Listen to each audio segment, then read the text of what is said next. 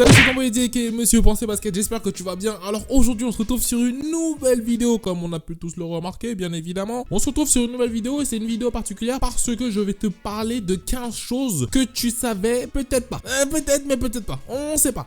En tout cas moi je suis sûr que toutes les personnes qui vont regarder cette vidéo ne connaissent pas toutes les 15 choses dont je vais parler. Non, là j'en suis sûr, je parie 10 €. À la fin de la vidéo vous me dites en dessous dans les commentaires, ouais dis-moi je savais toutes les 15 choses, et ben tu me dois 10 € maintenant. Ça fait 2 grecs. Donc sans plus tarder, let's go. Avant, on va commencer avec le numéro 1. Le numéro 1, est-ce que vous saviez que Ray Allen, est-ce que vous savez que le premier prénom de Ray Allen, c'était Walter? Vous vous en foutez? Moi je m'en fous pas, c'est important de savoir ça, c'est de la culture. Et on va faire une chose, c'est qu'à chaque fois que vous trouvez une information pas intéressante, vous lâchez un like. À chaque fois que vous trouvez une information intéressante, vous vous abonnez. Deuxième chose à savoir, on va parler de Pau Gasol. Il y en a beaucoup qui me demandent souvent, Eddie, moi je fais telle étude, mais j'aime bien aussi le basket, j'aimerais bien faire du basket à un haut niveau. Faut savoir que Pau Gasol, il a suivi des études de médecine en même temps que sa carrière de basketteur. Donc avant qu'il arrive en NBA bien évidemment, mais faut savoir que quand même le type a eu un certain level dans la tête. Il est pas con. Non, il est pas con. Après bien évidemment, tu ne peux pas être médecin et être basketteur professionnel, ce n'est pas possible, ce n'est pas compatible du tout et du coup il faut faire un choix. Et le choix est très vite fait parce que tu gagnes plus en jouant au basket, hein. Tu gagnes plus en tapant dans une balle qu'en sauvant des vies. C'est le monde qui veut ça, tu vois. C'est cool.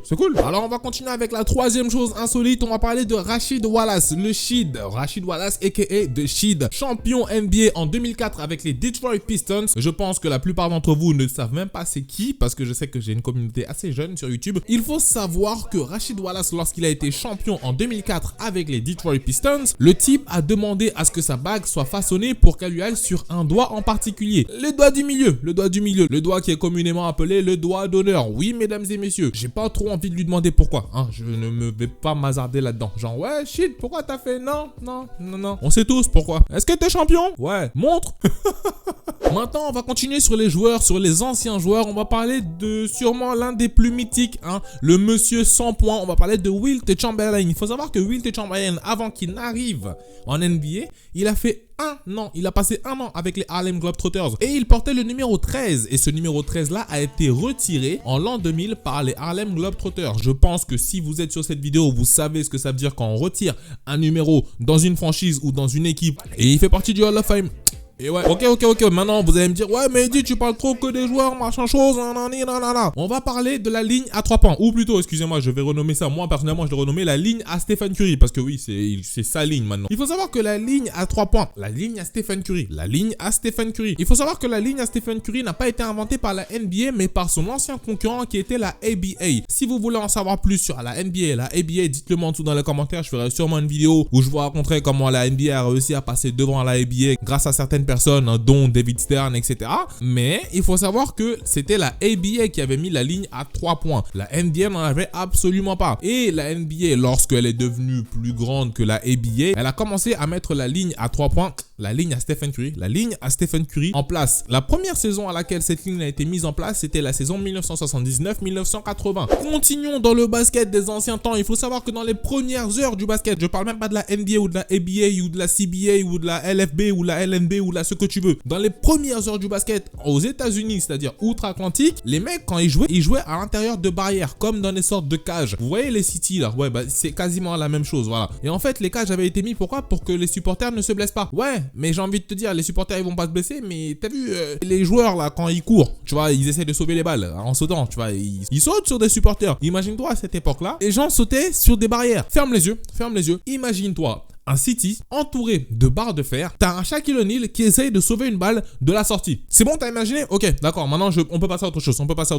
Vu que j'ai 15 choses à vous présenter, on va faire un petit entracte. J'aimerais que toutes les personnes qui regardent cette vidéo aillent checker mon podcast sur SoundCloud et iTunes. Le lien est juste en dessous dans la description. Ça me ferait super plaisir si vous allez juste checker, lâcher un petit like, écouter 2-3 trucs. Et en plus de ça, je ferai un podcast dans lequel je parlerai de pourquoi je n'ai jamais joué en club et pourquoi je ne jouerai pas en club. Alors on va continuer avec une chose que quand j'ai découvert, je me suis dit, mais à un moment, tu sais, les premières heures du basket, c'était un truc de ouf. Il faut savoir que non seulement tu jouais dans des cages, mais en plus de ça, après chaque panier marqué, il y avait un entre-deux. Genre, tu vois, à l'entre-deux, le tip-off, tu sais, quand les deux sautent au début, machin chose, etc. Avant, c'était après chaque panier. Après chaque panier. D'où, genre comment tu t'y prends, genre tu marques un panier, tu cours directement au milieu, entre deux, et ainsi de suite, ainsi de suite. Tu t'imagines s'il y a des matchs à 100 points, imagine-toi un peu les matchs de NBA là maintenant, là avec les matchs où t'as 142 à 119. Le match ça va être la saga Harry Potter, genre ça va durer 8 heures de temps. Après moi personnellement j'ai une pensée plus pour les pivots, parce que gars, tu t'imagines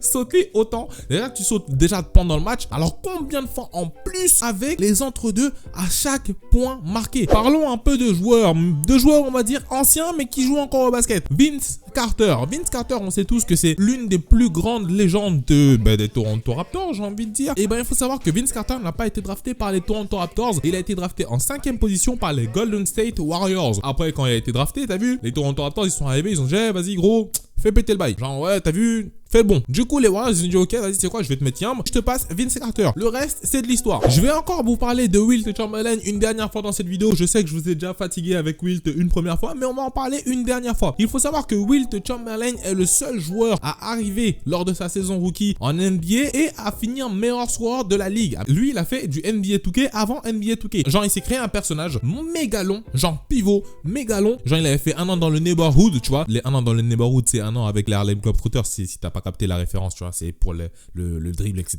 Et il faut se dire qu'en NBA, à cette époque-là, déjà, il n'y avait pas 30 équipes et il y avait 3 pecnos qui avaient à peu près la même taille que lui. Donc, tout le reste, t'avais l'impression, le rapport de taille, c'était le Titan Colossal et Chopper. Ajouter cette différence de taille plus le fait qu'il a acheté des WC, ah, cousin, tu veux quoi? Tu stressement, tu veux quoi? Alors, mesdames et messieurs, quand on vous demande souvent, quand vous jouez au basket, d'éviter de vous partir en bagarre, en baston, etc., c'est pour le genre de raison que je vais vous parler là, maintenant, là. Il faut savoir que durant un match Houston Rockets Los Angeles Lakers en 1977, il y a eu des embrouilles, genre le match il était serré, tout ça, les gars ils se sont embrouillés, il y a eu une petite bagarre là-bas, une petite bagarre là-bas, et il y a eu une bagarre entre deux personnages, un qui s'appelait Kermit Washington et l'autre qui s'appelait Rudy Tomjanovich, qui a failli mal tourner. Franchement ça a failli mal tourner. Pourquoi? Parce que Kermit Washington, t'as vu, il était vénère, t'as vu, il a dit vas-y, d'où tu fais le fou. Il a mis bim, patate. Et du coup Rudy lui, t'as vu, il s'est pas bien senti, il est tombé, tu vois, il est tombé, il était pas cool. Après les gens ils ont dit ah non c'est bon, vas-y, c'est pas grave, il est en train de se relever. Rudy s'est relevé tranquillement, tout ça. Mais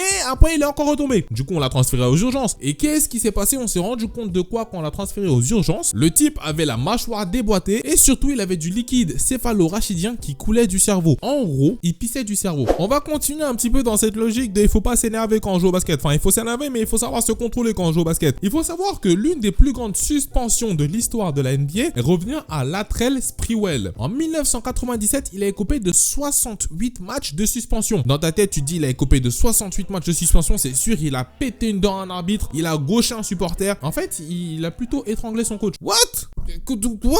Genre, toi, personnellement, tu sais qu'il y a des supporters adverses, tu sais qu'il y a les arbitres, tu sais qu'il y a les coachs adverses, tu sais qu'il y a les joueurs adverses. À la limite, si tu veux te défouler, va chercher ces gens-là, mais tu vas chercher ton coach. Et en plus, la raison, c'est parce que son coach lui a demandé de faire quelque chose en mieux. Appuie plus tes passes, s'il te plaît. Et vraiment, c'était ça, c'était pas genre, là, je suis pas en train d'inventer. Il lui a demandé d'appuyer plus ses passes. Et genre, il a étranglé pendant 10-15 secondes. Tu vois, 10-15 secondes comme ça. C'est un fou malade. C'est un fou malade. Ok, je pense qu'on connaît tous Tracy McGrady et la légende des 13 points en 35 secondes, hein, dont le dernier sur la tête à Bruce Bowen, qui était l'un des meilleurs défenseurs de la ligue à cette époque-là. Et en plus de ça, il a eu la victoire face aux San Antonio Spurs. Franchement, c'était beau. Maintenant, il faut savoir aussi qu'il y a la légende de Isaiah Thomas. Isaiah Thomas avait rentré 16 points en 1 minute 30. La seule chose, la différence, c'est qu'il a perdu. Ouais, malheureusement. Ouais, écoute, toutes les histoires ne peuvent pas finir bien. Quand on parle de franchise mystique, on pense aux New York Knicks, aux San Antonio Spurs, aux Boston Celtics, aux Los Angeles Lakers, aux Chicago Bulls. Mais il faut savoir qu'il n'y a que 2 franchises qui n'ont jamais été relocalisées ou délocalisées. Ce sont les New York Knicks et les Boston Celtics. Parlons d'équipement de basket. On va parler de la planche de basket. La planche de basket, tu vois où le panier est accroché. Ouais, voilà. Vous savez comment ça a été inventé? Non? Ok, laissez-moi vous raconter. Vous vous souvenez dans les précédents points où j'ai dit comme quoi les gars ils jouaient dans des cages, etc. parce qu'il y avait des supporters, etc. Et ben il faut savoir que non seulement ils jouaient dans ce genre d'environnement-là, mais en plus il y avait des supporters en haut. Et les supporters en haut, parce qu'il y avait des sortes de balcons. Et le truc c'est qu'ils pouvaient interagir directement avec le ballon. Si les mecs c'était des supporters de l'équipe, les supporters pour l'équipe, et que le ballon arrivait, ils voyaient que le ballon allait dévier, ils typaient un petit peu. Genre allez où. Et l'autre côté aussi, si c'était des supporters adverses, et si je voulais shooter et que la balle faisait comme si elle voulait rentrer, et ben hop, je dégage la balle dehors. Et du coup les organisateurs de match ils se sont dit mais attends, comment on va faire? Parce que là on en a marre là. Et il y a quelqu'un qui a dit moi j'ai une solution, on va mettre une planche. On met une planche, comme ça ils vont tirer dessus. Ok, maintenant on est arrivé au dernier point de cette vidéo. Fouf, c'est passé assez vite hein, quand même. Lâche un pouce bleu si tu penses que c'est passé assez vite. Et abonne-toi si t'as kiffé aussi. Tout à l'heure je vous ai parlé de l'une des plus grosses suspensions de l'histoire de la NBA. Et ben pourquoi pas vous parler de la plus grosse suspension de l'histoire de la NBA? NBA. La plus grosse suspension de l'histoire de l'NBA revient à Ron Artest, plus communément connu sous le nom maintenant de Metta World Peace. Alors Metta World Peace, lui, il a mangé 86 matchs de suspension qui ont été séparés en 73 matchs de saison régulière et 13 matchs de playoff. Si vous voulez savoir pourquoi il a mangé tous ces matchs de suspension, là vous êtes sur YouTube, là vous regardez ma vidéo sur YouTube. Quand la vidéo va finir, vous tapez en barre de recherche Detroit Pistons, Indiana Pacers 2004. On arrive à la fin de cette vidéo, j'espère qu'elle vous aura plu. Si elle vous a plu, n'hésitez pas à lâcher le pouce bleu juste en dessous de la vidéo et bien évidemment à vous abonner en cliquant sur la petite cloche pour recevoir les notifications lorsque je sortirai des vidéos. Moi je vous souhaite le meilleur et n'oubliez pas, pensez basket.